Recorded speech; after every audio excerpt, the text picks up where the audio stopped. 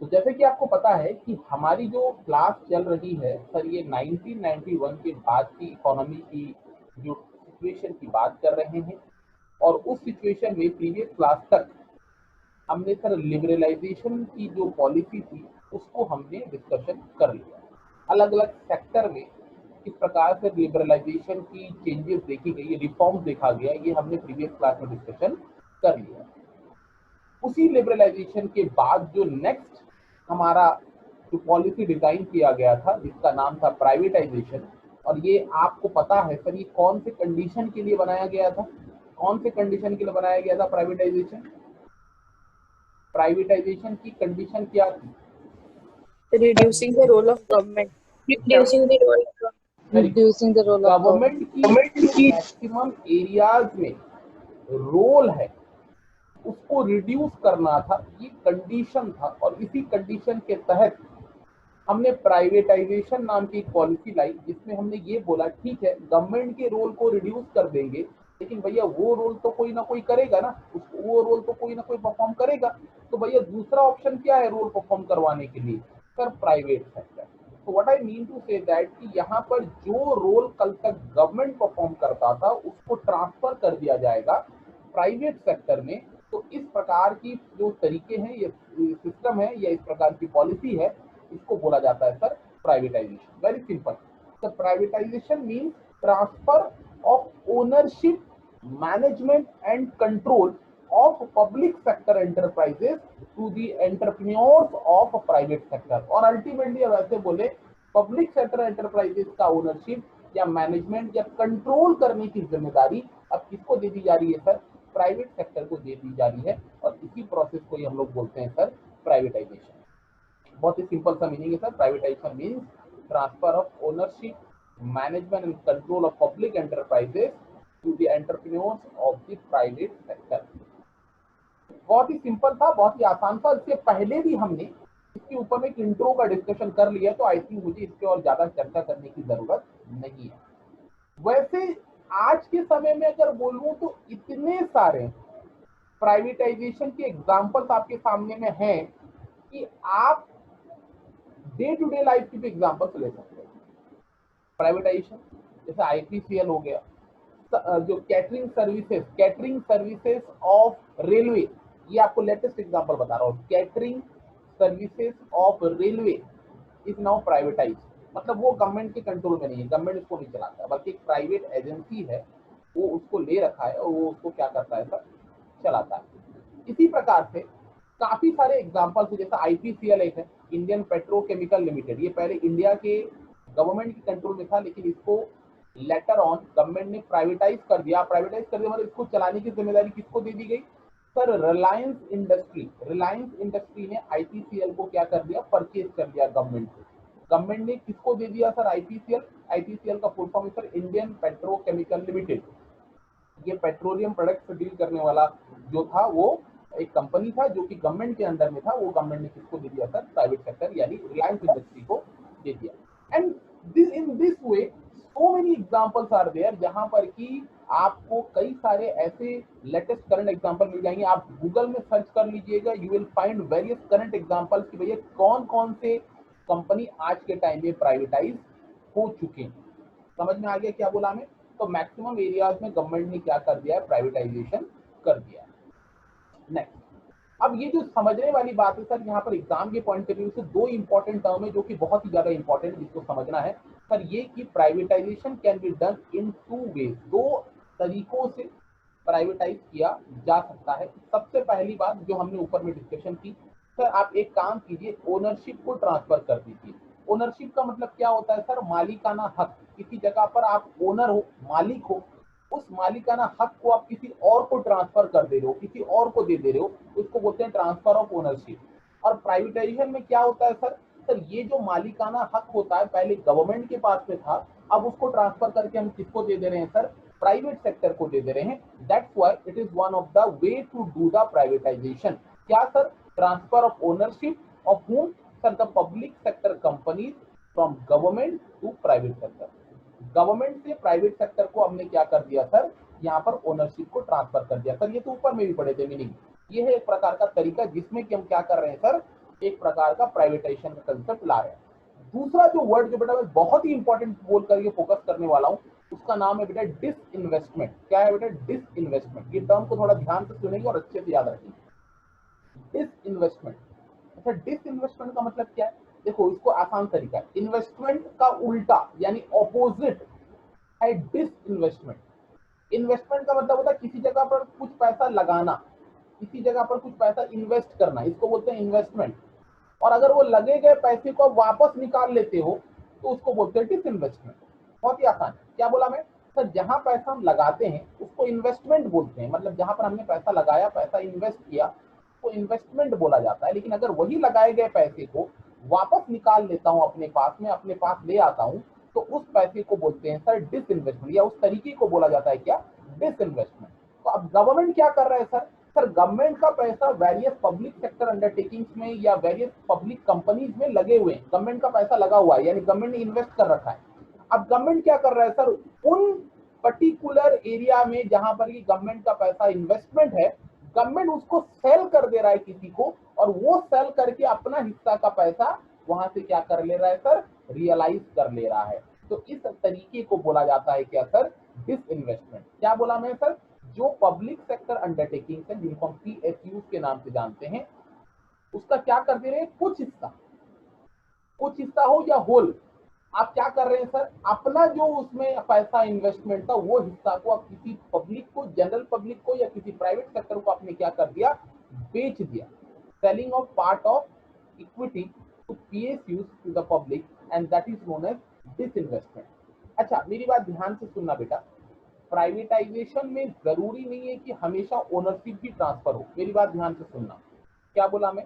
Sir, privatisation जब अपन कर रहे हैं, सर प्राइवेटाइजेशन की जब भी बात हो रही है सर, एक मिनट मैं आपको यहाँ पर समझा देता हूँ। जब भी प्राइवेटाइजेशन की बात होगी, एक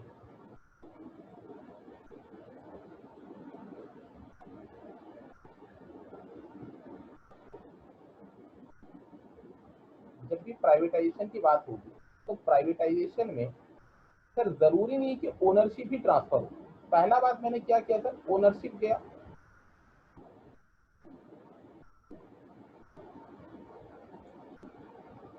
बार बार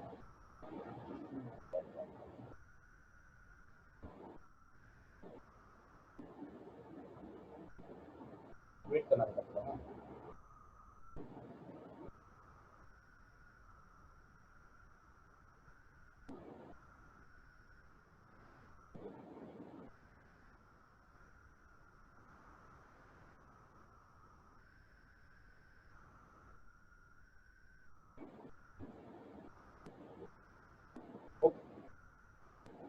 तो जैसे कि मैं बोल रहा था सर कि प्राइवेटाइजेशन अगर अपन कर रहे हैं तो प्राइवेटाइजेशन में जरूरी नहीं है कि हमेशा क्या हो सर? ओनरशिप की ट्रांसफर हो।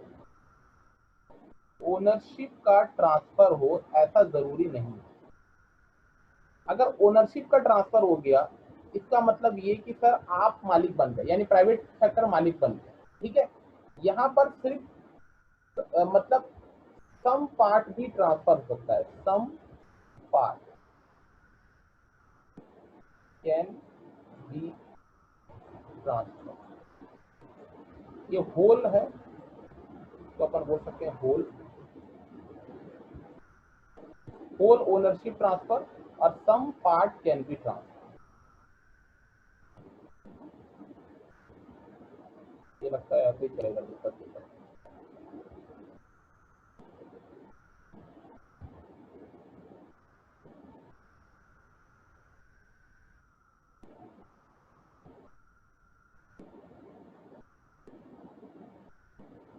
Four part can be transfer. अब यहाँ पर जो लॉजिकल बात है वो ये है, लॉजिकल बात यहाँ पर ये है कि सर मान लीजिए ये कंपनी है, ध्यान से सुनना, ये कंपनी है जहाँ पर गवर्नमेंट का सर 80% पैसा लगा हुआ है।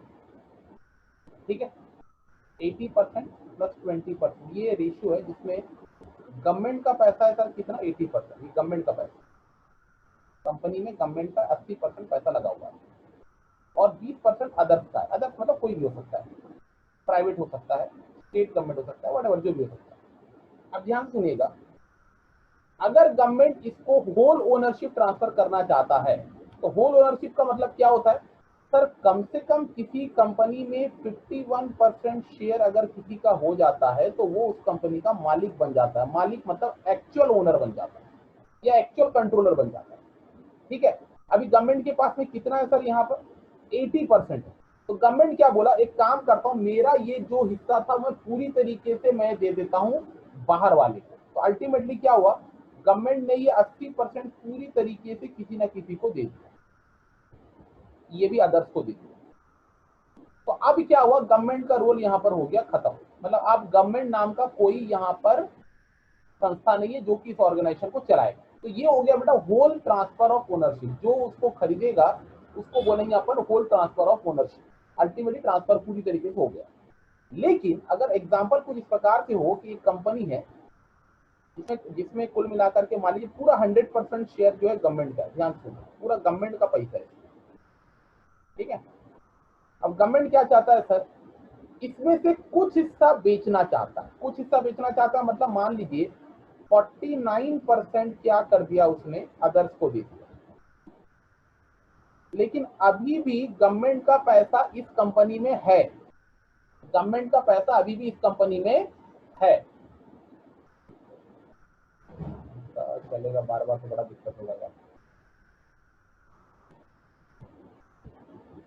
बार बार बंद हो जा रहा, पता नहीं चल पा रहा।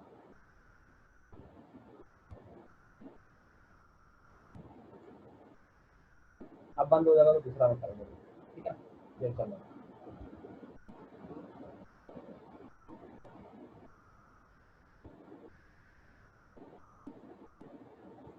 हाँ, तो मैं जैसे कि बोल रहा था सर, गवर्नमेंट ने क्या कर दिया सर, अपने 100% के शेयर में से 49% शेयर क्या कर दिया सर, किसी दूसरे को बेच दिया। इसको बोलते हैं बेटा डिसइन्वेस्टमेंट। क्या बोलते हैं इसको, क्या बोलते हैं बेटा? डिसइन्वेस्टमेंट। ये टर्म बहुत जरूरी है। ये जो मैंने 49% मैंने बेच दिया, ये 49% कैसे बेचा सर? अब मेरा गवर्नमेंट कंपनी में कितना शेयर है सर? 51% है और 49%। अब ये ऐसा हो गया, अब ये 100% मेरा नहीं है, ये 49% मैंने अपना हिस्सा किसको दे दिया सर? अदर्स को दे दिया। Now try to understand what I am trying to tell you. Try to understand कि सर यहाँ पर कुछ हिस्सा आपने किसी और को ट्रांसफर कर दिया, लेकिन अभी भी ओनरशिप आपके पास में है। यानी 51% तो अभी भी गवर्नमेंट के पास में है ना। तो अगर 51% गवर्नमेंट के पास में है तो ओनरशिप अभी भी गवर्नमेंट का ही है, गवर्नमेंट ही मेन कंट्रोलर है। लेकिन अपना कुछ हिस्सा उसने किसी और को बेच करके जो इन्वेस्टमेंट उसका पूरा था उसको उसने क्या कर लिया, रिकवर कर लिया। तो ये जो ऊपर वाला केस है जो मैं 49% वाला बात बताया, this is called the concept of disinvestment. यानी some part has been transferred to others. और अगर पूरा ट्रांसफर कर दिया जाता है तो फिर सर ओनरशिप भी ट्रांसफर हो जाएगी पूरी तरीके से। और अगर ओनरशिप ट्रांसफर हो जाती है तो उसको अपन ट्रांसफर ऑफ ओनरशिप बोलते हैं। और अगर कुछ हिस्सा ही से ट्रांसफर कर देते हो आइदर जनरल पब्लिक को या प्राइवेट सेक्टर को, तो उसको अपन क्या बोलते हैं सर? उसको अपन क्या बोलते हैं? उसको क्या बोलते हैं बोलिए? डिसइन्वेस्टमेंट। बात समझ में आ गया? क्लियर? इन्वेस्टमेंट को रिकवर कर लिए, मतलब मैं पैसा जो लगाया था उसको किसी और को बेच करके वो पैसा मैं वापस वहां से उठा लिया। इसको बोलते हैं बेटा डिसइन्वेस्टमेंट। आई होप ये दो टर्म अब आपको समझ में आ गया होगा कि सर ट्रांसफर ऑफ ओनरशिप किसको बोलते हैं और डिसइन्वेस्टमेंट किसको बोलते हैं। ये बात समझ में आ गया होगा आपको, हाँ या ना? Yes sir. चलिए, तो प्राइवेटाइजेशन करने का दो तरीका है। या तो हम लोग क्या कर रहे हैं सर, हम लोग ट्रांसफर ऑफ ओनरशिप कर रहे हैं, या तो part of some part of PSU को सेल कर दे रहे हैं टू जनरल पब्लिक और any other private sector in order to get our investment back. That is known as disinvestment. चलिए, तो ये टर्म आपको याद रखना है कि सर डिसइन्वेस्टमेंट किसे बोलते हैं। इसके अलावा सर एक और एक इंपॉर्टेंट चीज है जो कि आपको आई थिंक इसको जानना चाहिए। हालांकि ये आपके एग्जाम के लिए उतना इंपॉर्टेंट नहीं, बट स्टिल मेरे ख्याल से एक मार्क्स के क्वेश्चन के लिए पूछ सकता है, नहीं तो पूछेगा बट पूछ सकता है। ऑप्शन अगर है पूछ सकता तो ये जानना चाहिए। सर दो टर्म है sir, Navratna and mini Ratna. Actual में एक और टर्म भी है महारत्न, तीन टर्म इसमें दिया नहीं है, दिया होगा बट ऊपर हेडिंग नहीं लिखा है। सर ये नवरत्न और मिनी रत्न की अगर खाने की कुछ बात है क्या, खाने वाने की कुछ आइटम है क्या? तो मैं बोलूंगा नहीं बेटा, ये खाने वाने की आइटम नहीं है, हमारी सरकार जो है ये हिंदी के कुछ शब्दों को इस्तेमाल कर रही है डिफरेंट एरियाज में कुछ कुछ चीजों को समझाने के लिए। तो जैसे कि आपको पता है सर, गवर्नमेंट कंपनी हो या पब्लिक सेक्टर अंडरटेकिंग हो, ये लोग लॉस में इसलिए चल रहे थे बिकॉज यहाँ पर गवर्नमेंट अपने मर्जी से इसको चलाने की कोशिश करता था और कंपनी को अपने हिसाब से चलने की ऑटोनॉमी नहीं होती थी। गवर्नमेंट में जो भी मिनिस्टर आएगा, मिनिस्टर बोलेगा मेरे फायदे के लिए ये करो, अपना बाप का राज्य समझ के उस कंपनी को चलाएंगे। ऐसा अगर होगा तो भैया लॉस होने की चांसेस ज्यादा है। तो गवर्नमेंट ने डिसाइड किया कि हम लोग पब्लिक सेक्टर अंडरटेकिंग को भी प्राइवेट सेक्टर की तरह चलने की अनुमति देंगे। मतलब बार बार आप गवर्नमेंट से पूछने का नहीं है, प्राइवेट सेक्टर जैसा आराम से अपने हिसाब से चल रहा है, पब्लिक सेक्टर को भी बोलेंगे भैया तुम्हारा ओनरशिप, तुम्हारा कंट्रोल, मैं एक मैनेजर अपॉइंट कर दूंगा, एक डायरेक्टर अपॉइंट कर दूंगा, इन्हीं लोग ही तुम लोग कंपनी चलाओ। गवर्नमेंट से बार बार इस चीज की परमिशन लेने की नहीं है, गवर्नमेंट से बार बार पूछने की जरूरत नहीं। बस एट दी एंड आपकी अकाउंटेबिलिटी होगी, देखा जाएगा कि आपने काम कैसा किया, आपने बिजनेस कैसे चलाया, आपने प्रॉफिट कमाया कि नहीं कमाया, वगैरह वगैरह। तो इस प्रकार का जो कंसेप्ट लाया गया जिसमें पब्लिक सेक्टर अंडरटेकिंग को भी पूरी आजादी दी गई अपने तरीके से ऑपरेट करने के लिए, इस कंसेप्ट को बोला गया बेटा नवरत्न। क्या बोला गया? नवरत्न। इस कंसेप्ट को नवरत्न नाम से जोड़ा गया।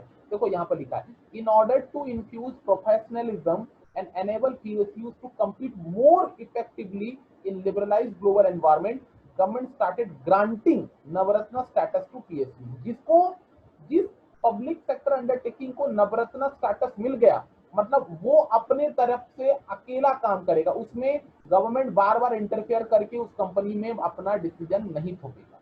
समझ में आ गया? देखो लिखा है, they were given greater managerial and operational autonomy। Autonomy का मतलब होता है आजादी, अपने तरीके से चलने की आजादी। In taking various decisions to run company effectively and increase their profit. इसको बोलते हैं बेटा नवरत्न स्टेटस। नवरत्न स्टेटस मतलब क्या सर? ये एक प्रकार का स्टेटस है, एक प्रकार का बोलेंगे तो मतलब क्या बोल सकते हैं सर, एक प्रकार का टैग है, टैग बोल सकते हैं सर, नवरत्न टैग है। जिस कंपनी को गवर्नमेंट ने नवरत्न टैग दे दिया, मतलब पब्लिक सेक्टर कंपनी को, प्राइवेट सेक्टर नहीं, प्राइवेट सेक्टर तो अपने हिसाब से चल ही रहा है, उसमें कोई दिक्कत की बात नहीं। पब्लिक सेक्टर अंडरटेकिंग जो है उनको नवरत्न से टैग अगर कर दिया गया, मतलब वो अपने तरीके से प्राइवेट सेक्टर की तरह काम कर सकते हैं, उसमें गवर्नमेंट बार बार इंटरफेयर करके उनकी परफॉर्मेंस को चेंज नहीं करेगा। दूसरी बात क्या बोला sir? Apart from this, other profit-making companies were granted greater operational and financial and managerial efficiency. They were referred as mini Ratna. देखो मिनी रत्ना का भी कंसेप्ट वही है कि प्रॉफिट मेकिंग अगर एंटरप्राइजेज हैं, तो प्रॉफिट मेकिंग एंटरप्राइजेज को कंटिन्यू रखने के लिए, भैया तू प्रॉफिट ही कमाते रहो। पब्लिक सेक्टर अंडरटेकिंग जो प्रॉफिटेबल कंपनी, जो प्रॉफिट कमा रही है, उनको कंटिन्यू रखने के लिए आपको हमेशा सर उनको भी वो आजादी देनी पड़ेगी, और उसके लिए एक नया टैग या स्टेटस बनाया गया जिसका नाम उन्होंने दिया सर मिनी रत्ना। तो कुल मिलाकर के अगर देखा जाए तो 2017 आते आते ये एक प्रकार का आपका मतलब स्टैटिस्टिकल रिपोर्ट है कि 2017 आते आते हमारे कंट्री में अराउंड 8 महारत्ना थे, 16 नवरत्न थे एंड 74 मिनी रत्न थे। मतलब ये पब्लिक सेक्टर अंडरटेकिंग्स हैं जिनको ये टैग दिया गया है या एक प्रकार की स्टेटस दी गई है। 8 महारत्न, 16 नवरत्न एंड 74 मिनी रत्न। बेटा ये बात को याद रखना कि ये जो रत्नाज नाम का वर्ड है, ये इस बेसिस पे दिया गया, ये हमारी संपत्ति है, हमारी प्रॉपर्टी है, ठीक है। और ये कैसे है सर? हम इनको अपने तरफ से चलने की ऑटोनॉमी दे रहे हैं, ऑपरेशनल ऑटोनॉमी दे रहे हैं, मैनेजरियल ऑटोनॉमी दे रहे हैं, फाइनेंशियल ऑटोनॉमी दे रहे हैं, हर चीज में आजादी। ऑटोनॉमी का मतलब आजादी होता है, मैनेजरियल ऑटोनॉमी मतलब अपने हिसाब से चलना, ऑपरेशनल ऑटोनॉमी काम करने में आजादी, एंड फाइनेंशियल ऑटोनॉमी इवन पैसे की लेन देन में भी आपको आजादी मिलेगी। यानी जो कंपनी के मैनेजर्स होंगे, कंपनी की जो डायरेक्टर्स होंगे, इनकी जिम्मेदारी होगी वो कंपनी को चलाने का, भले उसमें कंपनी में गवर्नमेंट का पैसा क्यों ना लगा हो। समझ में आ गया क्या बोला मैं? तो इसको अपन बोले sir Navratna, mini Ratna and Maharatna. Clear है बेटा? Yes sir. ये समझ में आ गया सर? ये कैसे प्राइवेटाइजेशन की तरह पब्लिक सेक्टर को डिजाइन किया गया, ये बात समझ में आया?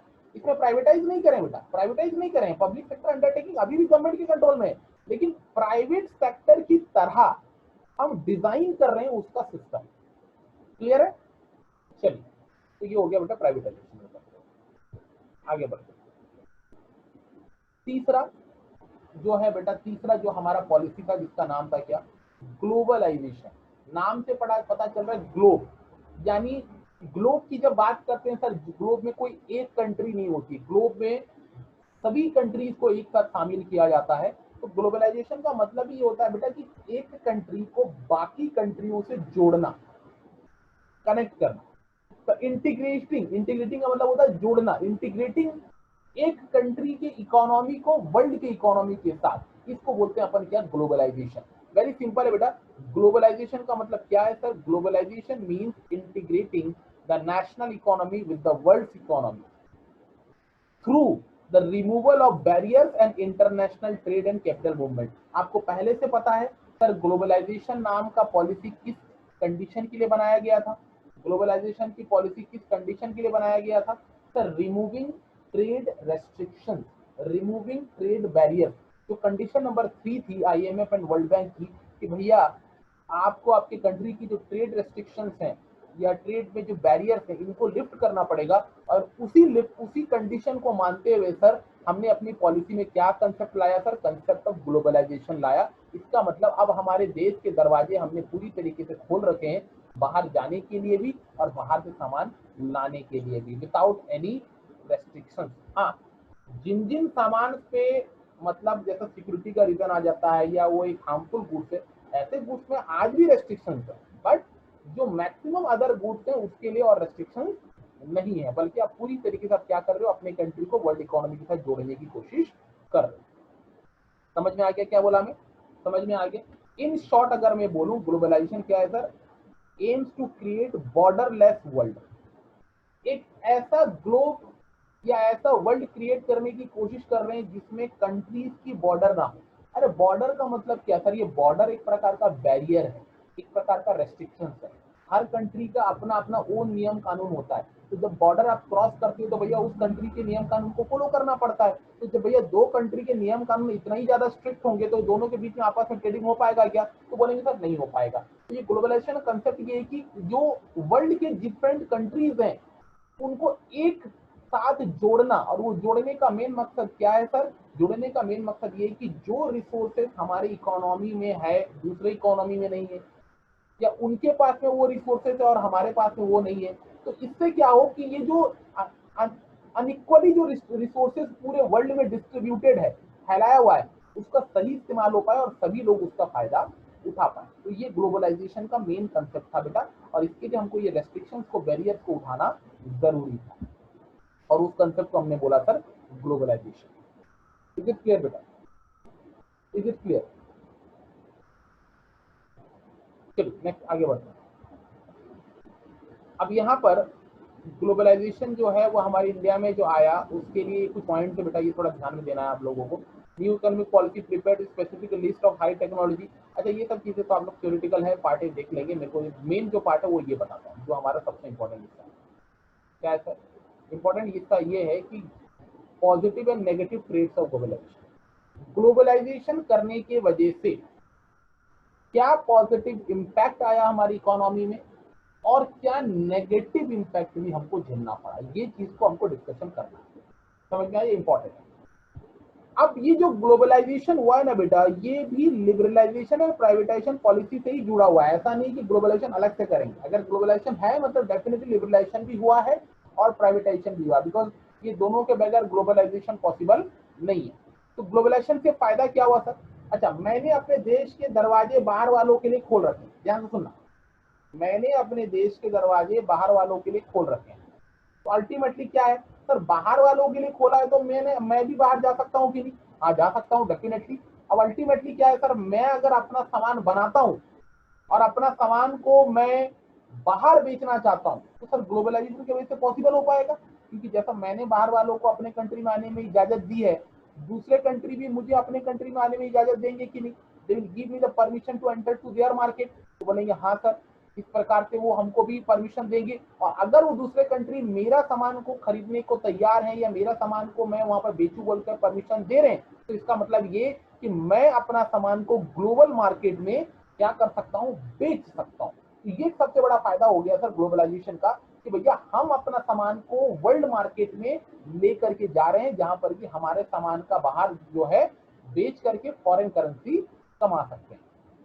इसके अलावा सर सर अगर हम बाहर कंट्री के साथ ट्रेडिंग कर रहेंगे, बाहर कंट्री के साथ ट्रेडिंग करेंगे तो सर सबसे बड़ा फायदा ये है सर, बाहर कंट्री के पास में ना, जो फॉरेन कंट्रीज हैं, बड़े बड़े डेवलप्ड कंट्रीज हैं सर, इनके पास में सर मॉडर्न टेक्नोलॉजी, और हम जो अपने कंट्री में सर टेक्नोलॉजी इस्तेमाल करते हैं वो आउटडेटेड है। तो अल्टीमेटली बाहर वालों के साथ ट्रेडिंग करेंगे मतलब कहीं ना कहीं ये बहुत इंपॉर्टेंट हिस्सा क्या होगा कि हमको नई टेक्नोलॉजी सीखने का मौका मिलेगा, एडवांस टेक्नोलॉजी को सीखने का भी मौका मिलेगा। और अगर एडवांस टेक्नोलॉजी हमने सीख लिया तो फिर भैया अपने कंट्री में उसको यूटिलाइज करके हम अपने कंट्री को डेवलप कर सकते हैं। समझ में आ गया? समझ में आ गया? इसके अलावा क्या sir, large industries of developing countries, जैसे हमारा कंट्री है डेवलपिंग कंट्रीज में गिना जाता है sir, large industries of developing country to become an important players in international market. हमारा कंट्री आज इंटरनेशनल मार्केट में जो सामान बेच पा रहा है उसके पीछे रीजन यही है सर, ग्लोबलाइजेशन एनेबल्ड हो चुका है। ग्लोबलाइजेशन एनेबल हो चुका है मतलब हम अपने कंट्री के सामान को वर्ल्ड मार्केट में आसानी से बेच पा रहे हैं। जैसा मैंने ग्लोबलाइजेशन एक्सेप्ट कर लिया अपनी पॉलिसी में, उसी तरह वर्ल्ड के बाकी कंट्रीज भी अपने अपनी पॉलिसीज में ग्लोबलाइजेशन को क्या कर रखे हैं सर, एनेबल कर रखे हैं। इसकी वजह से दो कंट्री के बीच में आपसी ट्रेडिंग क्या हो गया सर, आसान हो गया है। And just because of that खासकर डेवलपिंग कंट्रीज जो है वो क्या बन गए हैं सर, एक इंपॉर्टेंट प्लेयर्स बन गए हैं in international arena. International arena का मतलब इनके पास में फ्यूचर में डेवलप करने की स्कोप बहुत ज्यादा है, फ्यूचर की में डेवलप करने की स्कोप जो है सर बहुत ज्यादा है। समझ में आ गया क्या बोला मैं? तो ये हो गया सर इसकी मेन एडवांटेजेस। लेकिन कुछ लोग, कुछ इकोनॉमिस्ट ने ये भी पॉइंट आउट किया कि सर ग्लोबलाइजेशन का सिर्फ फायदा नहीं है सर, इसका नुकसान भी है। अब क्या नुकसान है सर, ये बात थोड़ा समझने की कोशिश कीजिए।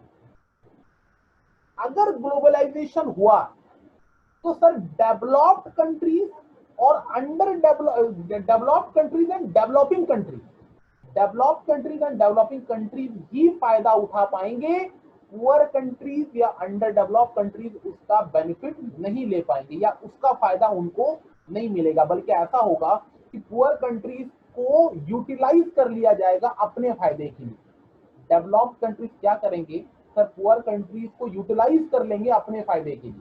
तो ये एक बहुत बड़ा चैलेंजिंग फैक्टर था सर ग्लोबलाइजेशन का, वो है एक्चुअल में ये बहुत बड़ा डिमेरिट भी है कि ग्लोबलाइजेशन में सिर्फ उन्हीं को ही फायदा होता है सर जो डेवलप्ड या डेवलपिंग कंट्रीज हैं, लेकिन जो अंडर डेवलप्ड हैं या पुअर कंट्रीज है सर उनका यहाँ पर कोई फायदा नजर नहीं आता। उनको सब लोग क्या कर लेते हैं सर, अपने फायदे के लिए यूटिलाइज कर लेते हैं। ये रहा सर।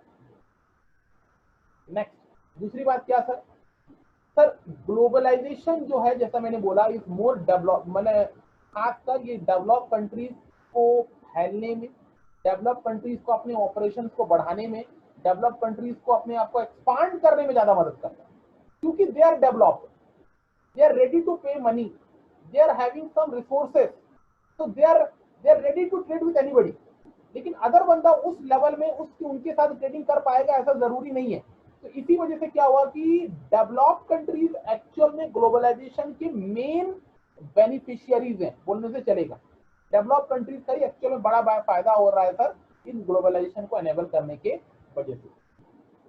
इसके अलावा सर क्या हो रहा है sir, economic disparities among the nation and people दिखा जा रहा है। आप ध्यान से सुना मेरी बात सर, हमने ग्लोबलाइजेशन एनेबल कर दिया, यानी बाहर वालों को अंदर ला करके बेचने की अनुमति दे रखी है। ध्यान से सुनना, तो भैया बाहर का फॉरेन कंट्री का एक बिजनेस हमारी कंट्री में आके सेटअप होता है और सामान हमारे कंट्री में बेचने की कोशिश करता है। लेकिन सर हमारे कंट्री में भी तो हमारे कोई प्रोड्यूसर हैं जिसको हम इंडियन प्रोड्यूसर बोलते हैं, जो हमारे कंट्री के ही बिजनेस स्टार्ट करें और यहीं पर ही चलाते हैं। उनके सामने में कंपटीशन आ गया कि नहीं, उनके सामने में कंपटीशन आ गया कि नहीं? अच्छा, अब जब कंपटीशन होगा तो सर फॉरेन कंट्री से लाया गया सामान ज्यादा क्वालिटेटिव होगा, ज्यादा गुड लुकिंग होगा और कम प्राइस में बिकेगा। लेकिन इंडियन प्रोड्यूसर जो कि पुराने टेक्नोलॉजी के साथ गुड्स को प्रोड्यूस कर रहे हैं वो उतना ज्यादा क्वालिटेटिव नहीं नजर आ रहा होगा और उसकी प्राइस भी ज्यादा होगी। अब दिक्कत क्या हो गया सर कि इंडियन प्रोड्यूसर्स जो हैं उनके सामने में एक बहुत ही बड़ा कंपटीशन खड़ा हो गया और वो कंपटीशन से बचने के लिए सरकार ने कोई रिजर्वेशन भी नहीं रखा है। क्योंकि 1991 के बाद हमने ये भी पढ़ लिया था कि तो सरकार बोला जिनको मार्केट में कम्पीट करना है अपने दम पे करो, हमारे तरफ से तो कोई रिजर्वेशन आपको मिलेगी नहीं। आप स्मॉल स्केल हो लार्ज स्केल हो इससे कोई मतलब नहीं है, जो बना रहे हैं कोई भी बना सकता है, और वो बना के मार्केट में अगर आप खुद के दम पे बेचना चाहता है तो ही बिजनेस करो, नहीं तो बिजनेस मत करो। तो बेटा ग्लोबलाइजेशन के बाद क्या हुआ पता है, 1991 के बाद बहुत सारे स्मॉल स्केल इंडस्ट्री बर्बाद हो गए। यानी जो बहुत सारे स्मॉल स्केल इंडस्ट्रीज जिनके ऊपर में रिजर्वेशन की वजह से फायदा हो रहा था, सर वो small scale industries open market में compete नहीं कर पाए, and they had to close down their organisation. So that was a very very big problem that arises after the globalisation. और नेशन के अंदर में बेटा डिस्पैरिटीज देखी गई कि भैया भेदभाव देखा गया, बाहर वालों को ज्यादा इंपॉर्टेंस मिल रहा है, अपने घर वालों को इंपॉर्टेंस नहीं मिल रहा है। एंड लाइकवाइज इस प्रकार से काफी चैलेंजिंग फैक्टर्स हमारे सामने में आ गए बेटा, जिसकी वजह से ग्लोबलाइजेशन जो है ये कंट्री के डेवलपमेंट के अगेंस्ट में बोल करके काफी स्कॉलर्स और इकोनॉमिस्ट का ये मानना। इज इट क्लियर और नॉट? इज इट क्लियर और नॉट?